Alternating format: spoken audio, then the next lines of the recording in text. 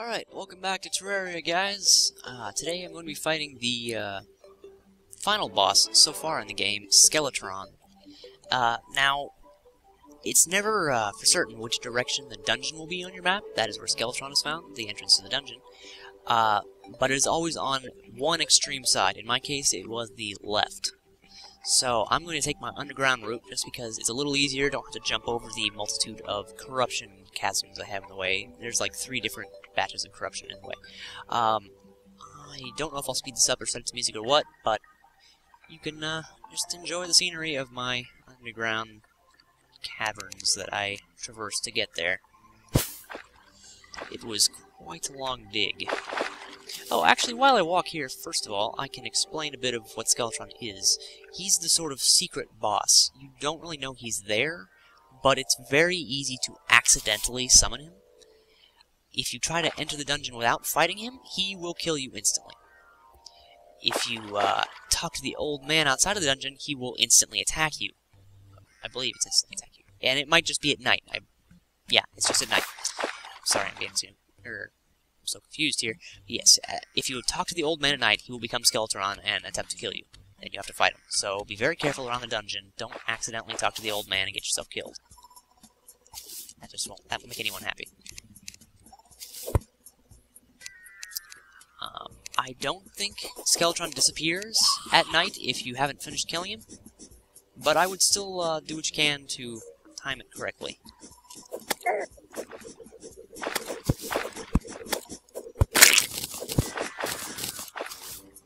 So yes, I spent quite a long time digging down here to reach... I wasn't even attempting to reach the dungeon, actually. This was my first attempt at searching for jungle. And I'll explain the details of jungle and floating islands later. They have a few things in common, but we'll get to that when we get to that. Huh, natural cobweb. There we go. It just simply grows in caves along rocks.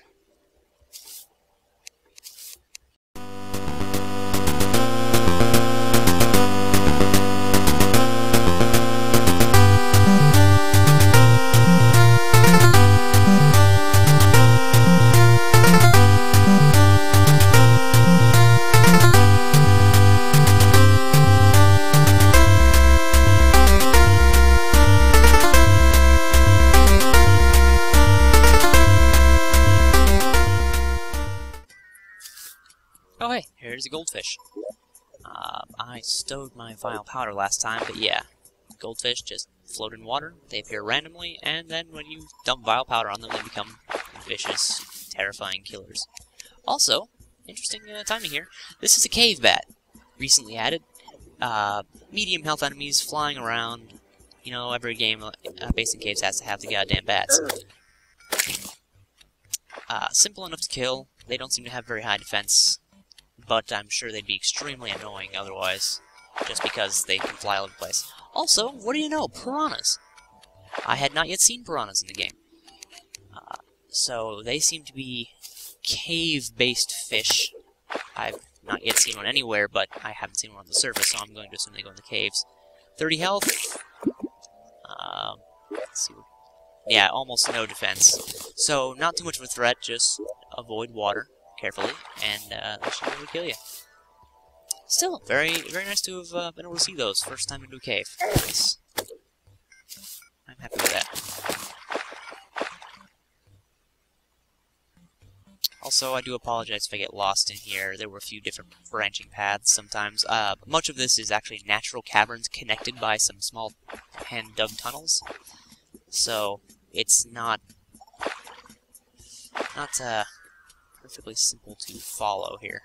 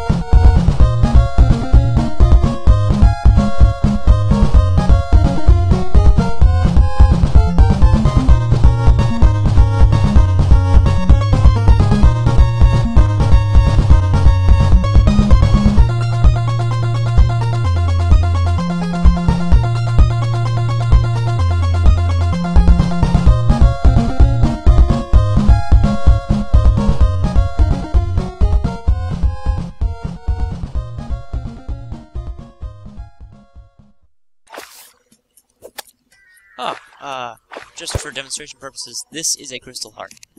I'm full, but I can, boom, bash it open, there we go, life crystal. And so, if you eat it, you will gain a new heart. Once you hit 400, though, you are maxed, and it won't even let you eat a new one.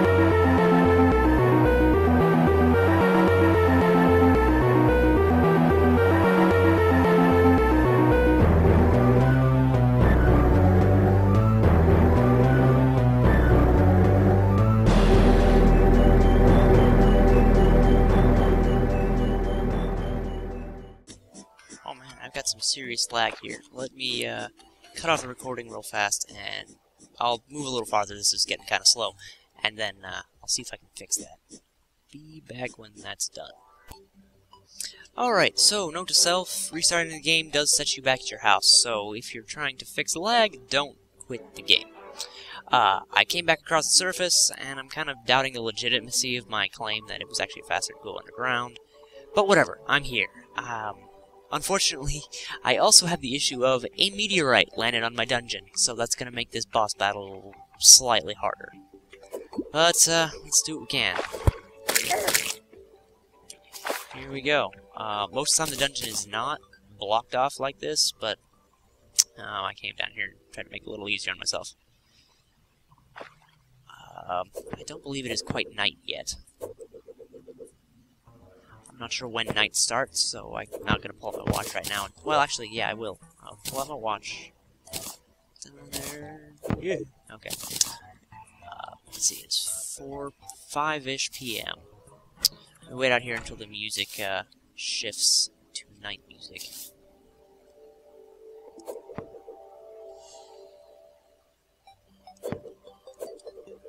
Yeah, see the do is day music. There is that issue where the music doesn't really change. It's about a 10-minute loop, maybe, if you're lucky, and so, yeah, it does get old. It's not bad music, but it plays constantly, which is why usually I play with other music when it's out. So I'm not too tired of it at this point. Anyway, let me stop recording until night falls. Alright, night has fallen at 7:30 p.m. It may vary. I know there are phases of the moon, so there may be different times when night actually falls. But anyway, I'm coming here to kill Skeletron, so let's do it, shall we? Here we go. Old man. And there we go. That surprised me even though I knew it was coming. Skeletron is one of the toughest bosses in the game because you want to attack the head, but there are also arms you have to deal with. Let me get out of range of the meteorites here. Oh damn, oh damn, oh damn, oh damn, oh damn, oh damn, oh damn, oh damn, oh damn, oh damn, oh damn, oh damn, oh damn, oh damn, oh damn, oh damn, oh damn. Let's get that boss music going.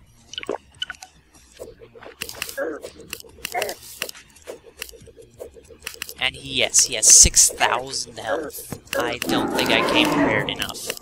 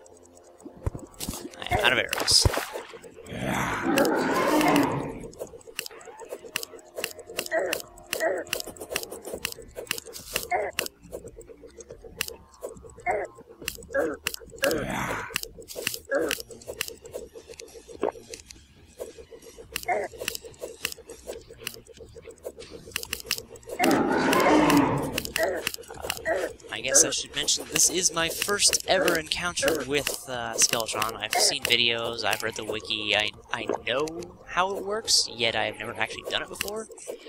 This is harder than it seems. Especially now that I've gotten down to halfway. Apparently, that's from what I've seen so far, he goes a little crazy and does mostly this.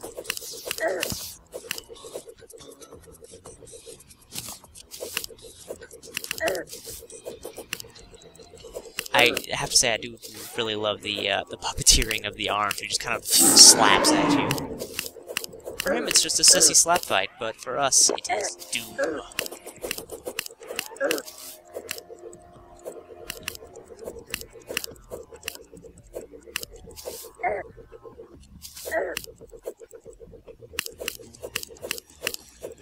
It is also possible to kill his arms. His arms, okay, have 1,200 health each, so it would not be simple, and alone, I don't think it's worth it. If you have friends, if you're playing online, because there is online, and you can fight all the bosses and do everything else exactly the same as in single player online. If you have multiple people fighting him, you might have people split up who's going for what, try to kill off the arms while somebody bothers with the head.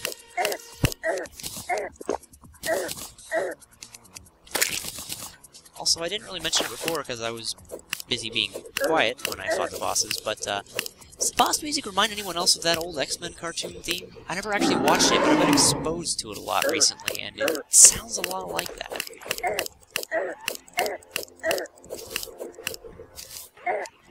To me, anyway.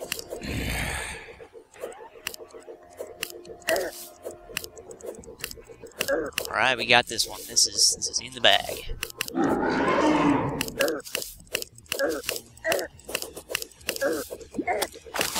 Yeah! Skeletron has been defeated. Let's see what we got from that. I can't tell. I can't see. Let's spend a little energy here. Alright. It seems he did not actually drop any loot, except maybe some health. That's okay, because the thing about Skeletron is he's the guardian of the dungeon.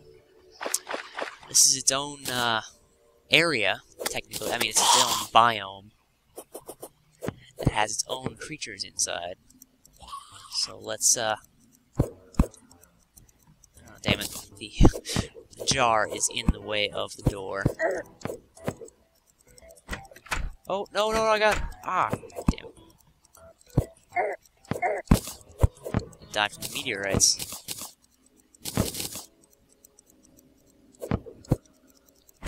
There we go. Now in the future I should have no problem getting in here. And because they're fancy, you can bust down the books and take them with you. There is a somewhere a blue book that is in fact a spell and / attack. So it's good to try and find that one. We drop down in here and steal these lights because these are nice looking.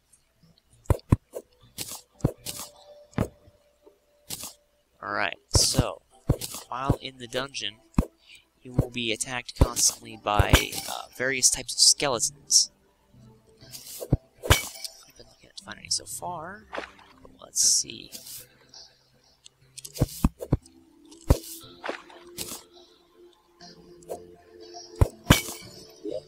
And I seem to be finding, let's see, it's books, a bit of meteor right there.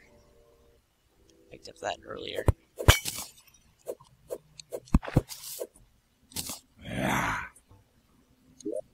Did I pick up? I have not picked up the blue book anywhere. I don't really know what it looks like. Ah, here we go. Angry Bones. These guys are everywhere down here. And they mostly just drop money. Occasionally they will drop bones, which act a bit like shurikens. You just throw them and they phase through things. There are also these, the dark sorcerers, who throw these fireballs that go through the walls. I'll show you another enemy that does something similar later on. Coming up on the reason to come into this place in the first place. Chests filled with, let's see, gold, magic mirror. Okay, nothing actually to take in that one. However, there is awesome loot in these places, most often. And these places are huge, so if you don't find it early on, it's probably down at the bottom. Also, I don't know if you noticed up there was a blue candle. I will see more of them. Those are called water candles. I'm not sure why, but what they do is they increase the spawn rate of enemies around you, whether you're holding them or if they're in your house. So they're not smart to pick up, but if you want a really cool looking candle, I guess it could be an interesting trophy to have with you because, hey, you went into the place and survived with a water candle. Badge of honor, right? Alright, so let's continue on down here. Quite often you'll see caves outside of here. The underground tunnel I was in before I ended up quitting because of the lag and resetting myself actually comes right up to the walls of this place. Sort of by accident. So you may see some tunnels out there eventually. Oh, and watch out for the spikes in these places. They're deadly. Deadly spikes.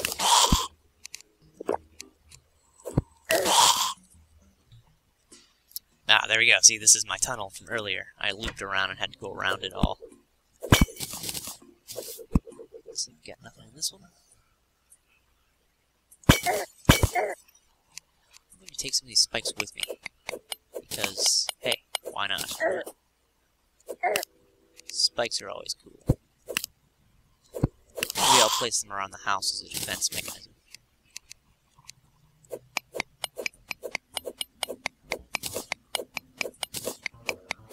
It's also mostly I'm getting them out of the way because they are painful, and it's hard to avoid this one set of spikes, like all spikes in general. Something I should mention, all skeletons, including just the regular ones in caves, can open doors, so the doors that are in the dungeons won't save me even if I were to close them. Because they'll just beat on it a few times and then have it open.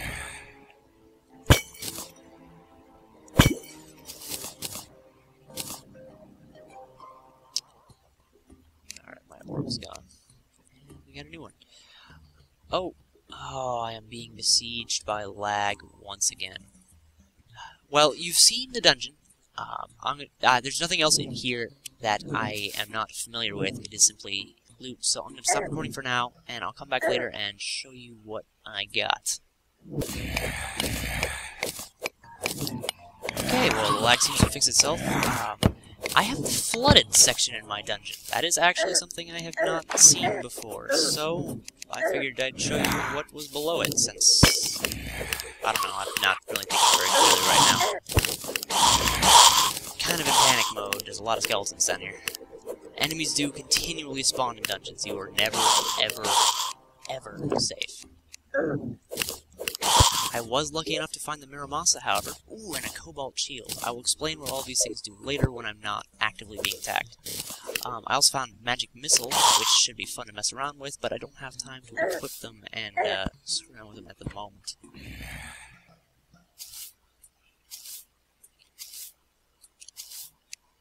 Interesting where this goes, however.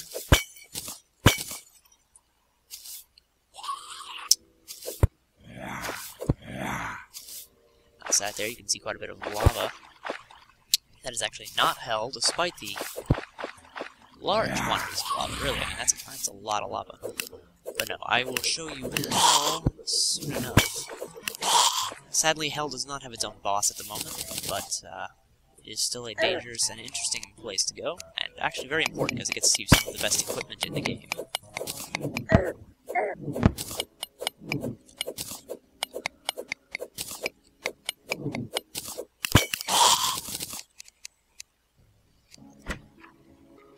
Alright.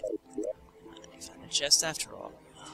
Most of this, however, I do not actually need. Leave the fish.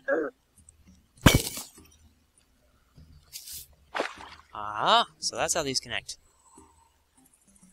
Alright, yeah, but as you can see, this entire section of the dungeon is, for some reason, flooded completely. And water candles do still burn, so that's what they do. So water candles are candles that work in the water. Seems pretty self-explanatory. Don't know why I wondered.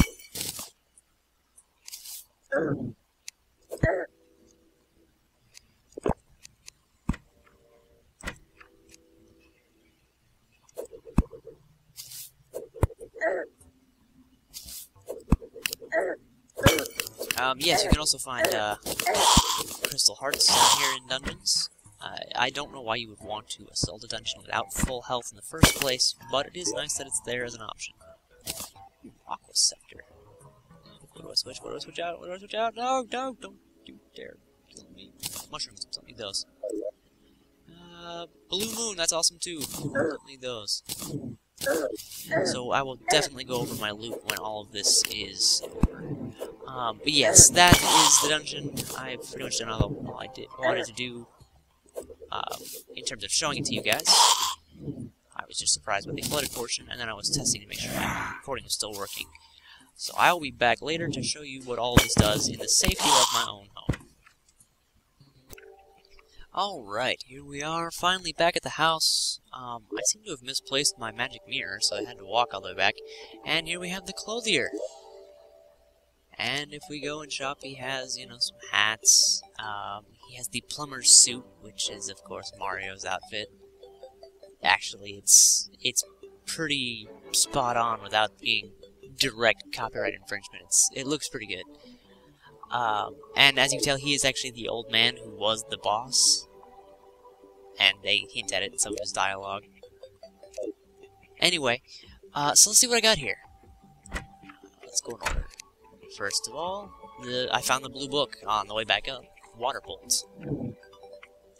And it seems to just be the spell the skeleton wizards cast, except it bounces off of walls. Also, it's good for exploration, because as you can see, it actually drops little bits of light, so if you were to fire this in the dark, you would light it up as you went. Then we have magic missile. A fun little thing to mess around with. The Aqua Scepter, which claims only do 15 damage, and I think it says, yeah, slow speed, but yeah, this thing tears them up. Seriously. Then the Blue Moon, which, let's see, compared to my old one, did 15 damage, just does 30.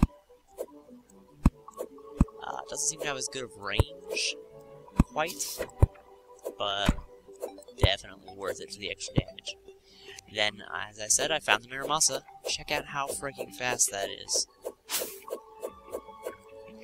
And, let's see, 22 damage, as opposed to what I was doing, 21, and even this thing, 34, but it, check out how fast this thing. Yeah, that compared to that, I think I'm going to be able to kick some butt. Then I have, I found the handgun, but unfortunately I do not have bullets or room in my inventory for bullets.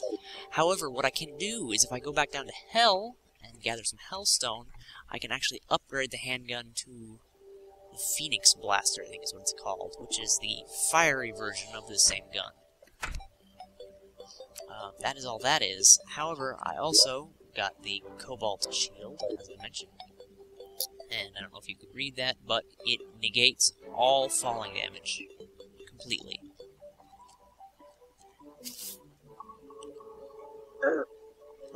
It's supposed to.